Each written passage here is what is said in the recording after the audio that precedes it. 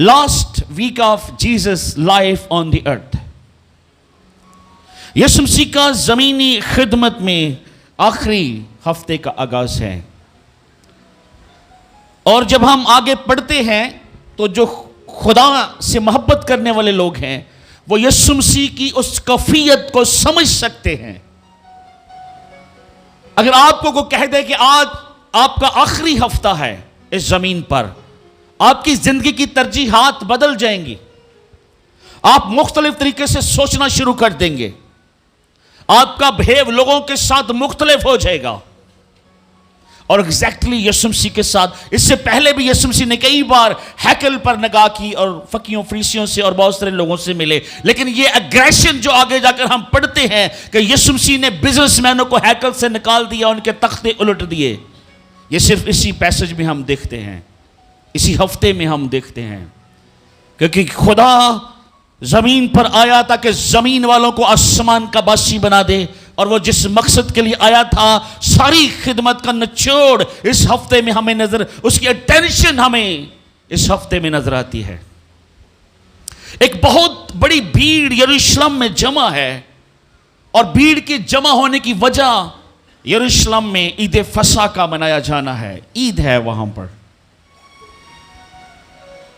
और लोग दुनिया के मुख्तलिफ इलाकों से यरूशलेम में दाखिल हो रहे हैं, जमा हो रहे हैं उस बड़ी इवेंट को सेलिब्रेट करने के लिए कि जब खुदा ने कौम बनी इसराइल को मिस्र की गुलामी से छुड़ाया था, उसकी यादगारी में लोग वहां पर सेलिब्रेशन करने के लिए जमा हैं। इसमें जो गधा है उस पर हम बड़ा फोकस करते हैं, और इसमें कोई शक नहीं कि खुदा अपने वादों का सच्चा खुदा है, क्योंकि जकरिया नबी के सहीफे में 9 बाब और 9 आयत में बड़ा वाज़े लिखा है कि वो देख तेरा बादशाह गधे पर सवार होकर आता है। और यीशु मसीह को अपना वादा जो जकरिया नबी के सहीफे से रूह कुदस की तहरीक से लिखवाया गया था वो याद है, और उसके लिए जरूरी था कि वो गधे पर बैठता ताकि वो निविष्टा पूरा होता जो पेशन गोई खुदावन ने पहले कर दी थी। इसका मतलब है खुदा वादों का सच्चा खुदा है। आमीन। खुदा अपना कलाम कभी नहीं भूलता। आमीन। खुदा जो वादा करता है हमेशा उसमें कायम रहता है। आमीन। आए उसके वादों के लिए जोरदार तालीम चाहें। किस कदर वो अपने कलाम की परवाह करता है, उसके लिए जरूरी था कि वो गधे पर बैठता। आमीन। अच्छा, इससे आगे जब हम चलते हैं तो गधे के मालिकों के ऊपर हम बहुत कम फोकस करते हैं। आप क्या सोचते हैं? गधा बंधा हुआ है, खुदावन ने शिगिर्दों को भेज दिया है, जाओ खोल के ले आओ, तो जे को पूछे थे की कहना है मालिक को, ये नहीं खुदावंत को इसकी ते उससे वेले तानू दे दे। उन्होंने कोई आर्गू कीता, उन्होंने कोई डिबेट की, ये मालिक कौन है, ये खुदावंत कौन है, ये गधा हमारा है। और गधा उस वक्त की बड़ी जबरदस्त एक ना सिर्फ सवारी थी बल्कि हवाई जहाज, ट्रक था, लोडर ट्रक था, बड़ा कीमती जानवर था, क्योंकि सामान को इधर उधर ले जाने में गधा एक बड़ा ही अहम सवारी थी। लेकिन उन्होंने कोई बात नहीं की।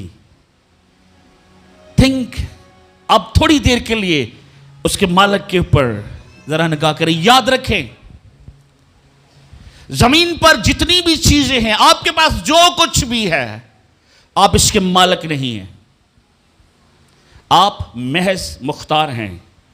आपको खुदा ने चंद दिनों के लिए चंद चीजों की मुख्तारी दी है, क्योंकि ये सारी चीजें जो है वो खुदावंद से बिलोंग करती हैं और खुदावंद की है। और इब्रानियों के खत में लिखा है हर एक अच्छी नेमत नूरों के बाप की तरफ से है। अगर आपके पास कुछ भी है तो वो खुदावंद का, याद रखें। आमीन। लेकिन सिर्फ खुदा के लोग इस मुकाशफे से वाकिफ है कि जो कुछ मेरा है वो खुदावंद का है। आमीन। आमीन। तो ये जरा बात को इस पे गौर करें जरा, कि ਜਦੋਂ ਉਹ ਪੁੱਛਣ ਤੇ ਉਹਨਾਂ ਨੂੰ ਕਹਿਣਾ ਹੈ ਖੁਦਾਵੰਦ ਨੂੰ ਇਹਨਾਂ ਦੀ, मालिक ਨੂੰ ਇਹਨਾਂ ਦੀ, मालिक वो है और हर चीज उसकी है। और उन्होंने जल्दी से उसको पेश किया। आज हम कहें कि खुदावंद के लिए ये लाओ, खुदावंद को इसकी जरूरत है, तो 1000 दफा आप सोचेंगे हैं क्या मैं ही हूं? और तुसी मुबारक से अगर खुदा ताड़े को लो अपनी दी हुई चीज कोई पूछ ले, गिव मी बैक। तो मैं जब इस हवाले को पढ़ रहा था तो मैं इस पे बहुत कम लोग सोचते हैं कि जो गधे के जो मालिक थे उनका कैरेक्टर आसम कैरेक्टर। आमीन आमीन। अपने आप को उसकी जगह पर रखकर देखें और खुदावंद को ब्लेस करें, खुदावंद को मुबारक करें, खुदावंद की दी हुई नेमतों से खुदावंद को मुबारक करें। और खुदा को कितना कॉन्फिडेंस है इस मालिक के ऊपर, वो तानू दे देगा। God know that. इसका मतलब है खुदा हमारे दिल से वाकिफ है कि केड़ा ले आएगा हदिया, केड़ा ऑफरिंग ले आएगा, तो केड़ा ही नो आवर हार्ट। इसका मतलब है खुदा हमारे दिलों से वाकिफ है। आगे जब हम जाते हैं तो एक बहुत बड़ी भीड़ जो है वो यीशु मसीह का इस्तकबाल कर रही है। और यूहन्ना की इंजील में लिखा है कि उनके हाथों में खजूर की टहनियां थी, ब्रांचेस थी, और वो उनसे उसको होशाना कह रहे हैं और कह रहे हैं कि मुबारक है वो जो खुदावंद के नाम पर है। और भीड़ में से बथेरे लोग पूछ रहे हैं ये कौन है जिसका इतना बड़ा इस्तकबाल हो रहा है? और किसी ने कहा ये नासरत का नबी, गलील का रहने वाला नासरत का नबी है और इसका नाम यीशु है। क्यों गलील उसका इस्तकबाल कर रही थी? क्यों जो एक भीड़ जो है यीशु मसीह के इस्तकबाल कर रही थी, क्या उनकी एक्साइटमेंट क्यों थी? क्यों वो इतने पुरजोश थे? क्यों वो खुशी मना रहे थे? उनकी अटेंशन क्या थी यीशु के लिए? दरअसल यीशु मसीह उस वक्त न सिर्फ उस एरिया की बल्कि दुनिया की मशहूर तरीन हस्ती थी, पर्सनैलिटी थी।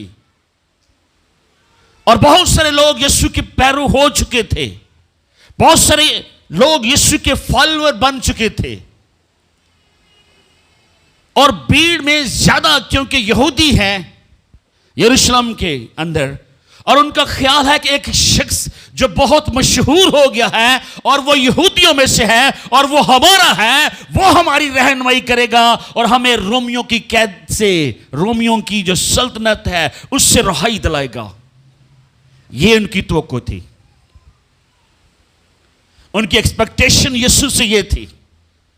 और वो यीशु से ये तवक्को कर रहे थे कि जैसे ही खुदावंद यीशु मसीह यरूशलेम में दाखिल होंगे, वो को खास जगह जो यहां पर पॉलिटिशियन या सियासतदान खड़े होकर ऐलान करते हैं, तरजीहात अपने निकात पेश करते हैं। हाँ जी मैं ये करूंगा, मैं तुम्हारे लिए ये करूंगा, मैं तुम्हारे लिए सड़कें, नालियां, सीवरेज, गैस, बिजली सब लगा दूंगा, इस तरह की तरजीहात, मैं तुम्हें आजादी दिलाऊंगा। वो यीशु से यही तो को कर रहे थे। आप क्या सोचते? ऐसा है? वो यीशु मसीह से उनकी तो यही थी कि हमें इस कैद से, इस गुलामी से, रोम की जो हुकूमत है उससे यीशु जो है वो छुटकारा दिलाएगा। लेकिन वो नहीं जानते थे कि वो जो बादशाह रहा है उसकी बादशाहत का कोई अखीर नहीं है। वो त्याडे दिलों का बादशाह बनना चाह रहा है और आप उसको सिर्फ चंद दिनों के लिए बादशाह बनाना चाह रहे हैं, चंद चीजों के लिए आप उससे रिहाई मांगना चाह रहे हैं। आज भी कलीसिया यीशु को सिर्फ जमीनी चीजों के लिए इस्तेमाल कर रही है। आज भी बहुत सारे लोगों की तवक्को यीशु से सिर्फ घर, बंगला, गाड़ी, जॉब, यही तक है। क्या सोच रहे हैं? मैं सही कह रहा हूं? यही है। लेकिन यीशु आ रहा है ताकि अपनी जिंदगी दे, ताकि मुझे और आपको अपना कीमती लहू बहाकर हमेशा के लिए आजाद कर दे, गुनाह से, अबलीस से, गुलामी से, और हमेशा की जिंदगी का वारिस बना दे।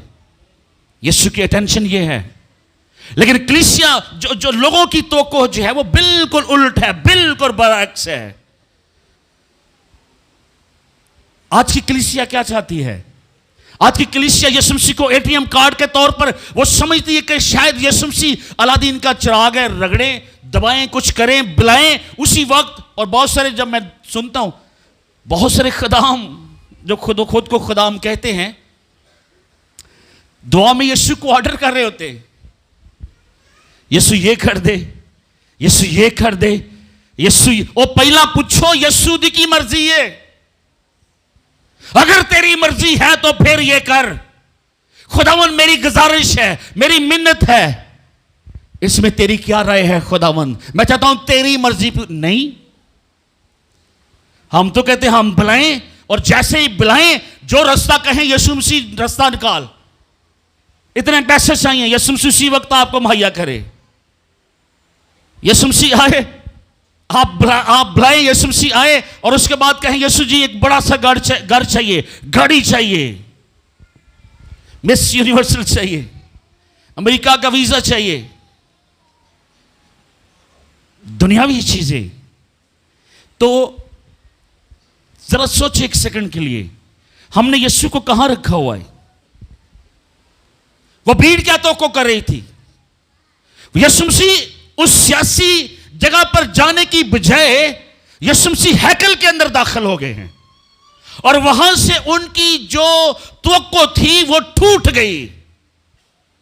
और उन्होंने कहा नहीं नहीं, ये किधर, ये तो वो बंदा नहीं है, ये तो कोई पादरी टाइप बंदा है, ये तो कोई दुआ नमाज करने वाला आदमी है। हम तो सोच रहे थे हमें आजादी दिलाएगा, हमें तो एक सियासी सूरमा चाहिए था, लेकिन ये तो और तरह का बंदा। आ जाओ भाई वापस चलिए, यहां से कुछ नहीं मिलेगा। और इसीलिए यही भीड़ जिसको वेलकम कर रही है, उसको ऑनर दे रही है, वही भीड़ पिलातुस के सामने चला चला कर कह रही थी इसको सलीब दो। लेकिन अगर यीशु मसीह वहां पर खड़े होकर उनकी फेवर में दो चार जुमले बोल देते तो क्या होता? वो 35 पिलातुस ਨੂੰ ਕਹਿੰਦੇ तू जा ए बादशाह हुण सानू होर कोई बादशाह, ए जबरदस्त बादशाह है। लेकिन खुदा ने उनकी तवक्को के मुताबिक कुछ नहीं कहा, क्योंकि उसकी अटेंशन हमें हमेशा की जिंदगी देना है और जिंदगी देना है। लेकिन आज भी बहुत सारे लोग यीशु से सिर्फ वक्ती चीजें, दुनियावी चीजें, दुनियावी ख्वाहिशात के लिए, और जिन चर्चेस में ये वाली प्रॉस्पेरिटी की मनादी हो रही है वो भरे हुए हैं। वो प्रस्तुत कर रहे थे, याद रखें वो क्या गा रहे थे? होशाना मुबारक है जो खुदावंद के नाम पर क्या लिखे। पीछे पीछे चली आती है भीड़, जो उसके आगे आगे जाती, और पीछे पीछे अगे भी लोग ने, पिछे भी लोग ने, ते अगो ते पिछो लोग पुकार पुकार के की कह रहे ने। कहती थी इब्ने दाऊद को बोल दे होशाना मुबारक वो जो खुदावंद के नाम पर आल में बाला पर खुदा दी तमजीद आसमान ते भी होवे, इत्थे भी होए, ते थोड़ी देर ली होवे, ते उत्तो उत्तो होवे, थल्यों अंदरों दिलों कुछ नहीं होए। कैसी भीड़ है। हम सब ने भी आज एक जबरदस्त जुलूस मिलकर निकाला है, और बहुत सारे लोग एक्साइटेड थे। थोड़ी देर के लिए उस भीड़ के मतलब सोचे जो ओरिजिनल, जिन्होंने यीशु मसीह को देखा और उसके इर्द गिर्द खजूर की ब्रांचेस लेकर खड़े थे, उनकी अटेंशन क्या थी, और आज हमारी अटेंशन क्या है? वो कहां पर खड़े थे, उनकी तवक्को क्या थी, और आज हमारी यीशु से क्या तवक्को है? एक और भीड़ का हमें जिक्र मिलता है। मुकश्शवा की किताब को जरा खोलें। मुकश्शवा उसका 7 बाब और उसकी 9 आयत में भी हमें एक बहुत बड़ी भीड़ नजर आ रही है। मुकश्शवा 7 बाब उसकी 9 आयत मुकश्शवा में लिखा है, इन बातों के बाद जो मैंने निगाह की तो क्या देखता हूं कि हर एक कौम और कबीला और उम्मत और अहले ज़बान की एक ऐसी बड़ी भीड़ जिसे कोई शुमार नहीं कर सकता, सफेद जामे पहने और खजूर की डालियां अपने हाथों में लिए हुए तख्त और बर्रा के आगे और थल्ले भी खजूरा ने उत्ते भी हैं कपड़े कैसे नहीं यहां पर, लेकिन यह भीड़ जमीन की नहीं है, यह कहां की है? यह आसमान को पर जो भीड़ यूहन्ना रसूल को खुदा दिखा रही है वो भीड़ है। उनके लिबास भी सफेद है, इत्थे भी सफेद थे, अंदरों सफेद है, ऊपर से सफेद कपड़े हैं पर अंदर से बहुत सारी और हमारी टेंशन। और अभी भी शायद बहुत सारे लोगों की टेंशन दुनिया में है। लिखा सफेद जामे पहने और खजूर की डालियां अपने हाथों में लिए तख्त और बरा के आगे खड़ी है। आप लोग मुबारक हैं, आज आपने सारी प्रस्तुत खड़े होकर की, अपने लिए तालीम से प्रेज़ द लॉर्ड, हालेलुया। अच्छा की करन रही जी भीड़ बरा के आगे बोल दें जिन्ना को बाइबल है ते जे कहिए ना थोड़ी कि देर एक दो गीत खलो के गा लो भाई, पता नहीं जी भी काम कर देने, खड़ा ही रख देने, खड़ा ही। आसमान पर जो लोग प्रस्तुत कर रहे हैं वो तो खड़ी है भीड़, प्रेज़ द लॉर्ड। और लिखा है और बड़ी आवाज से चला चला कर कहती है कि नजात हमारे खुदा की तरफ से है जो तख्त पर बैठा है और बरा की तरफ से, और सब फरिश्ते उस तख्त और बुजुर्गों और चारों जानदारों के गिरदा गिर्द खड़े हैं। फिर वो तख्त के आगे मुंह के बल गिर पड़े और खुदा को सजदा करके कहा आमीन, हम्द और तमजीद और हिकमत और शुक्र और इज्जत और कुदरत और ताकत अब्दुल अबाद हमारे खुदावंद की हो, आमीन। कैसी प्रशंसा वो कर रहे हैं, खुदा को जलाल दे रहे हैं, बड़े बड़े अल्फाज लिखे हैं, कह दे हम्द भी, तमजीद भी, हिकमत भी, शुक्र भी, इज्जत भी, कुदरत भी, ताकत भी अब्दुल अबाद खुदावंद की हो, आमीन। किस कदर अजीम तारीफ, सब कुछ वो तारीफ कर रहे हैं, सब कुछ जो कुछ है वो खुदावंद का है, जो कुछ यहां पर है वो खुदावंद, सब कुछ खुदा के लिए है। आप इस भीड़ का हिस्सा बनना चाहते हैं या जमीनी भीड़ का हिस्सा बनना चाहते हैं? जो जमीनी भीड़ है उनकी अटेंशन है कि जमीन ते उन्हां दी सल्तनत कायम हो जाए, उनकी हुक्मरानी फिर आ जाए। लेकिन यीशु मसीह मत्ती 18:18 में लिखा है, यीशु मसीह जो कलीसिया को इख्तियार दे रहे हैं वो जमीन से लेकर आसमान तक का इख्तियार है। लिखा है खुदा के कलाम में, जो कुछ तुम जमीन पर बांधोगे वो आसमान पर बंधेगा और जो कुछ तुम जमीन पर खोलोगे वो आसमान पर खोलेगा। वो तुम्हारी बादशाहत ना सिर्फ जमीन पर बल्कि आसमान पर कायम करना चाह रहा है। आप कैसी बादशाहत चाहते हैं यीशु से? आप कैसा इख्तियार? उनकी टेंशन क्या थी? इख्तियार, पावर, कि हमें फिर से पावर मिल जाए। तो यरूशलेम में उस वक्त यीशु मसीह के इर्द गिर्द नारे लगा रही है भीड़, उनकी अटेंशन दुनिया में इख्तियार है। लेकिन यीशु सानू आसमान पर इख्तियार देना चाह रहे, आमीन। ये जो छोटी बात है, यीशु मसीह का वादा है, जो कुछ तुसी जमीन ते बनोगे वो आसमान ते, ते जो कुछ तुसी जमीन ते खोलोगे वो आसमान ते। और यीशु साडे दिल दा बादशाह बनना चाहता है। वो कहता है मुझे अपने दिल का हुक्मरान बना, जमीन तो मेरी है, आसमान तो मेरा है। खुदा के कलाम में क्या लिखा है? आसमान मेरा तख्त है और जमीन क्या है? हम क्या दें इसको? लेकिन वो वहां पर किस चीज का उसको बादशाह बना रहे थे? जमीन के एक खास हिस्से का। उसको बादशाह बना, और वहां पर उसको तस्लीम किया जा रहा था कि वहां पर यीशु मसीह उस हुक्मरानी को कबूल करे। लेकिन यीशु जमीन और आसमान का कुल इख्तियार रखने वाला है। तुलसी के खाते में लिखा है, जो कुछ जमीन पर आसमान पर बना, देखी अनदेखी हुकूमतें, रियासतें, सब कुछ यीशु के लिए और यीशु में और यीशु के लिए बनाई गई। तुसी उन्हों की दियो, एक ही चीज वो मांगता है, वो कहता है मुझे अपना दिल दे, मुझे अपने दिल का बादशाह बना ले। अगर हमारे दिल पर उसकी हुकूमत है, ज़हन पर उसकी हुकूमत है, ख्यालों पर और सोचों पर यीशु की हुकूमत है, फिर यीशु आपका और मेरा बादशाह है। लेकिन अगर आप अपनी मर्जी के मालिक हैं और चंद लम्हों के लिए आप उसकी प्रशंसा करते हैं, तो फिर आप अपने बादशाह खुद हैं। फिर आपकी प्रस्तुति भी शायद वैसी है। फिर 24 ज़बूर गाना, रब खुदावंद बादशाह है, ओ जलालदा बादशाह है, वो ऊपर ऊपर से है।